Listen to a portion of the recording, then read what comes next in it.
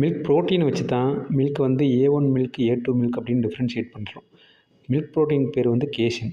கேசின் வந்து amino acid செயின்ஸாக தான் இருக்கும்.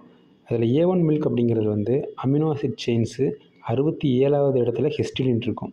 இதே A2 மில்கில் இருக்கக்கூடிய அந்த அமினோ ஆசிட் செயின்ஸில் 67வது பிளேஸில் புரோலின் இருக்கும். இந்த 2 அமினோ ஆசிட்ஸ் தான் இந்த 2 மில்க்குக்கு இடையான டிஃப்ரெண்ட்டு.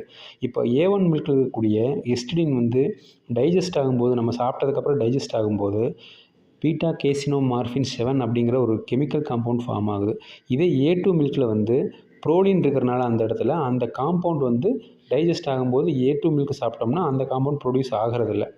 ஸோ இந்த பீட்டா கேசினோமார்ஃபின் அப்படிங்கிறது தான் ஸ்டொமக் அப்செட்டு, ப்ளோட்டிங்கு இந்த மாதிரி எல்லாம், அதாவது இம்ப்ராப்பர் டைஜஷனு இதுக்கெல்லாம் காரணமாக இருக்குது. இதனால தான் வந்து A2 மில்க்கு பெட்டர் அப்படிங்கிற மாதிரி சொல்லுவாங்க.